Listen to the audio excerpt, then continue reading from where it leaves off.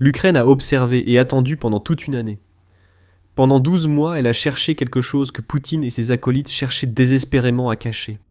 La patience était le maître mot de l'Ukraine, car elle savait que si elle réussissait, elle priverait la Russie d'un atout immensément précieux en un seul coup. Puis c'est arrivé. L'occasion parfaite s'est présentée pour que l'Ukraine réalise une frappe historique qui a détruit en quelques secondes ce que Poutine essayait de cacher. Pour comprendre, il faut remonter dans le temps. Depuis le début de l'invasion de Poutine jusqu'au printemps 2024, l'Ivancourt patrouillait les eaux de la mer Noire. Le navire, l'un des principaux bâtiments espions russes, assurait la reconnaissance électronique des mouvements ukrainiens, menait la guerre électronique contre les drones et servait de centre de communication et de commandement pour la flotte de la mer Noire. L'Ukraine savait devoir neutraliser ce navire espion, bien qu'il ne constitue pas une grande menace offensive. Il jouait un rôle clé dans l'organisation des navires de guerre russes et la réduction de l'efficacité des attaques ukrainiennes. L'Ukraine ne pouvait pas agir précipitamment.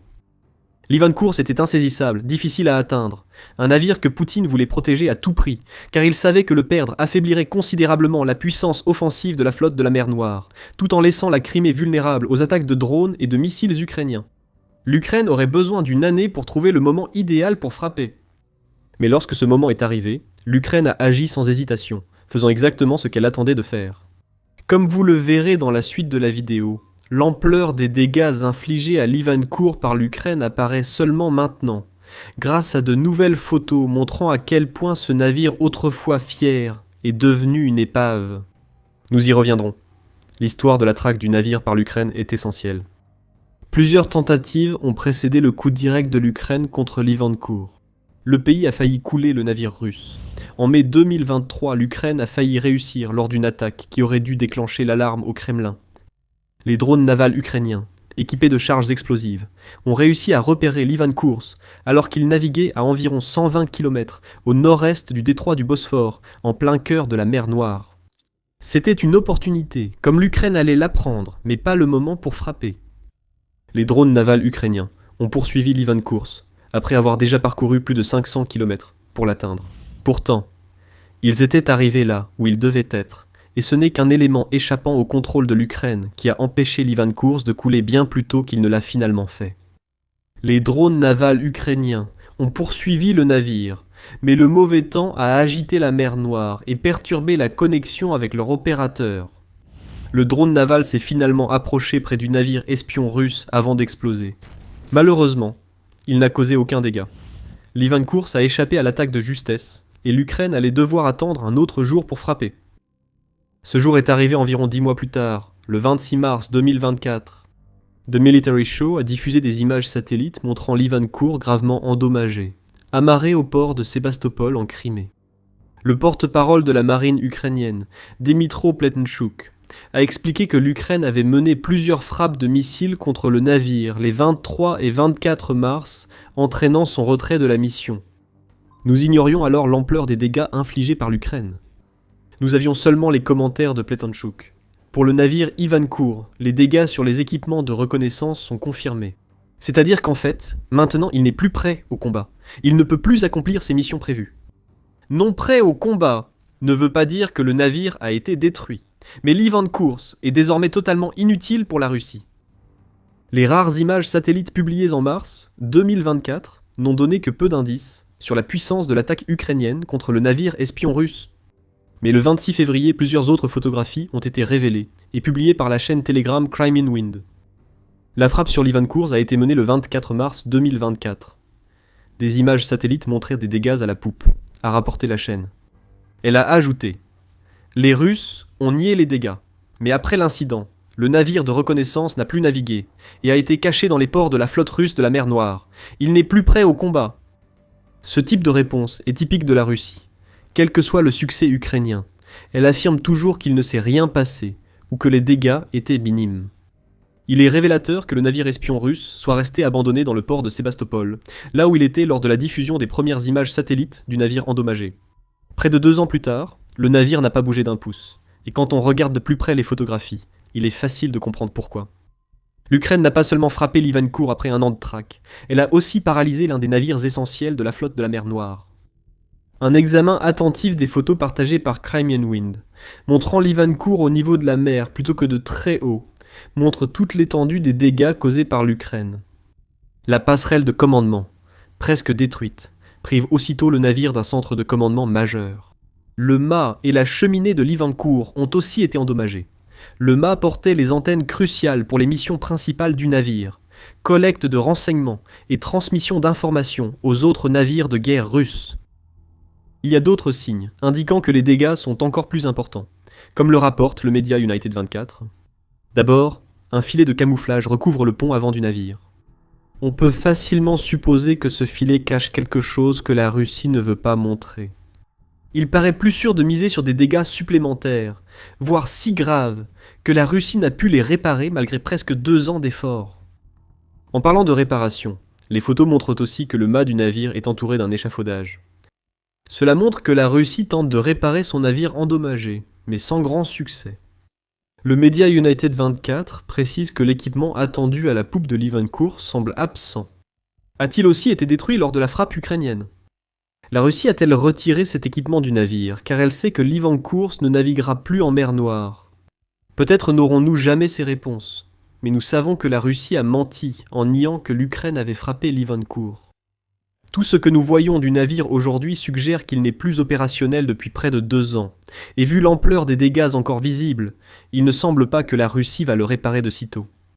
Pour la Russie, cela signifie que la flotte de la mer Noire, systématiquement affaiblie par l'Ukraine depuis l'invasion de Poutine, a perdu un navire crucial. À quel point est-ce important ? Nous reviendrons sur cette question dans un instant, mais avant cela, vous regardez The Military Show.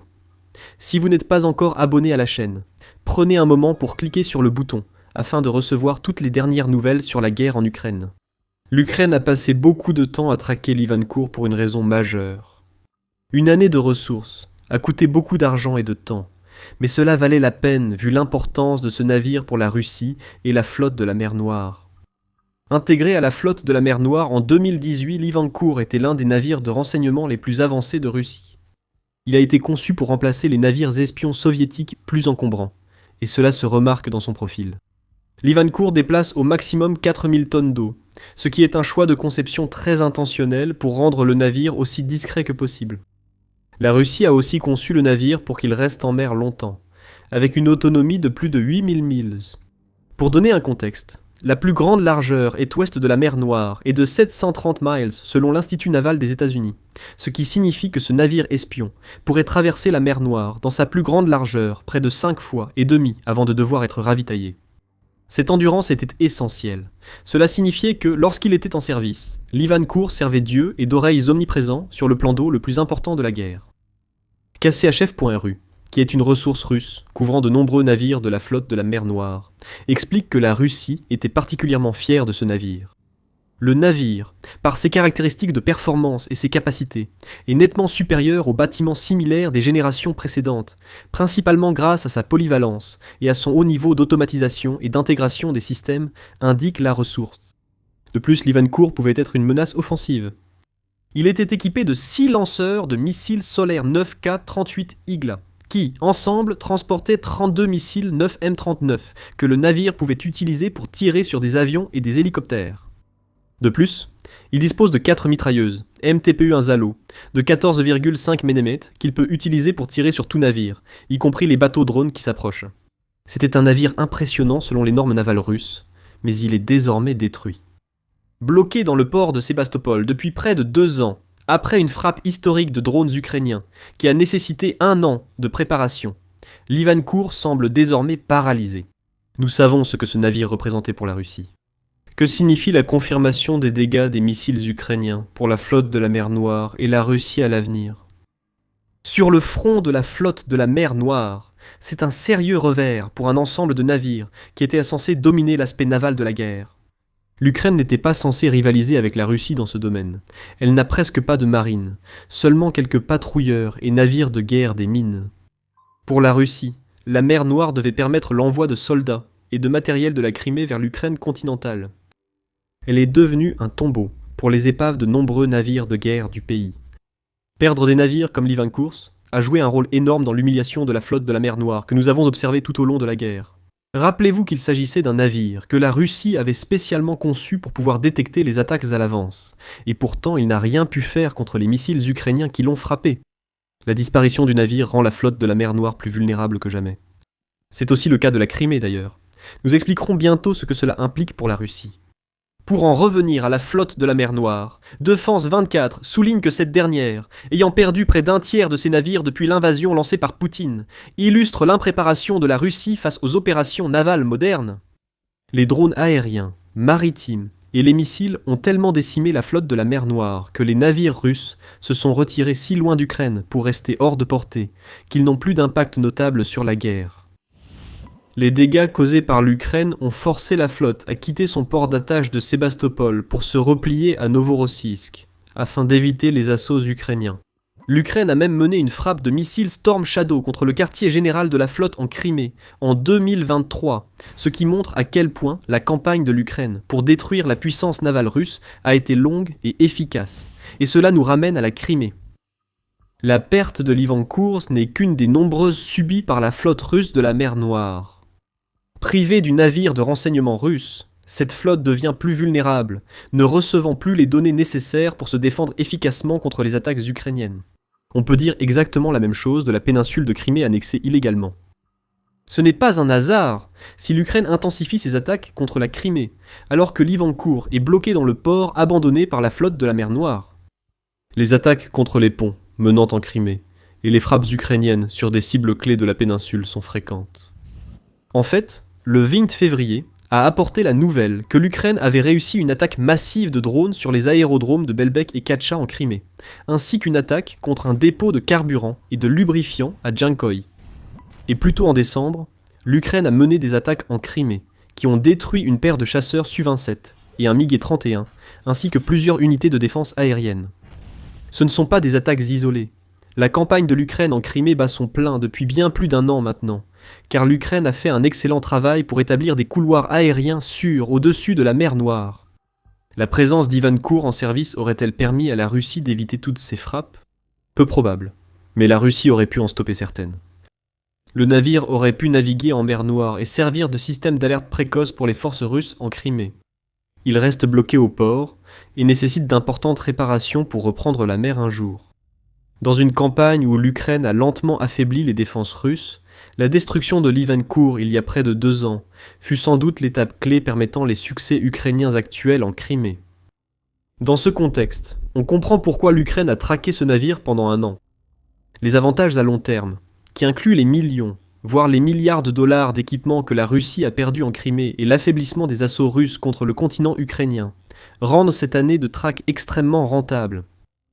On pourrait croire que la Russie aurait tout fait pour remettre l'Ivancourt en service, surtout avec la Crimée et la flotte de la mer Noire vulnérable. Mais ce n'est pas le cas. En janvier 2025, le Defense Post a révélé que la Russie avait cessé toutes ses réparations navales en Crimée, craignant des frappes ukrainiennes sur ses équipes en action. Pletenchuk a encore annoncé de bonnes nouvelles pour l'Ukraine, affirmant que les principales installations russes restent en Crimée. Nous avons prouvé qu'il est désormais impossible d'utiliser les bases de réparation pour la flotte de la mer Noire à Sébastopol, a déclaré Pletenchuk. Pour réparer leurs navires, ils doivent d'abord les y amener. Plus personne ne fera cela désormais. Même si la Russie possède des installations de réparation navale à Novorossiysk, où se trouve le reste de la flotte de la mer Noire, elles sont insuffisantes pour l'ensemble de la flotte.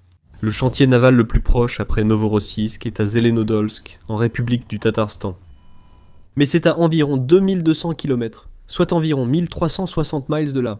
Et tout navire de guerre que la Russie enverrait là-bas ne pourra probablement pas revenir en mer Noire, en raison de l'interdiction par la Turquie du passage des navires de guerre par les détroits menant à la mer Noire. Même si les navires russes osent atteigner Zelenodolsk, l'installation ne peut réparer que de petits navires lance-missiles pouvant naviguer jusqu'à ce lieu enclavé. Repensez aux photos évoquées plus tôt dans la vidéo. Nous avons signalé un échafaudage autour du mât de l'Ivancourt. Cela laisserait penser à des réparations en cours. Si la Russie n'a pas réparé de navires à Sébastopol depuis janvier 2025, voire plus tôt, cette photo montre en fait les restes d'une réparation abandonnée, comme l'Ivancourt après le retrait russe de Sébastopol. Le navire espion russe détruit, jadis fleuron du renseignement de la flotte de la mer Noire, gît désormais seul au port. Sans entretien, il pourrira lentement sous le regard attentif de l'Ukraine.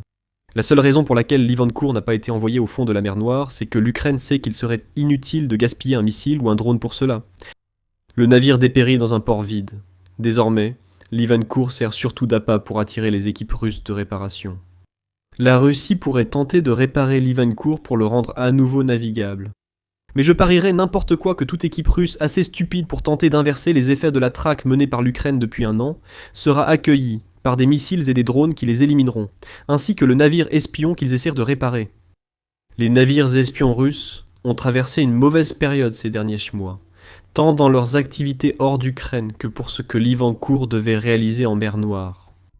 En novembre, un navire espion russe a ciblé un avion de la Royal Air Force près du Royaume-Uni. Mais tout ce que Poutine a réussi à faire là-bas, c'est de mettre le Royaume-Uni et l'OTAN en état d'alerte maximale. Découvrez-en plus dans notre vidéo. Et si vous avez apprécié cette vidéo, n'oubliez pas de vous abonner à The Military Show pour plus d'analyses sur les nombreux échecs de la flotte russe de la mer Noire. Et merci de nous avoir regardés.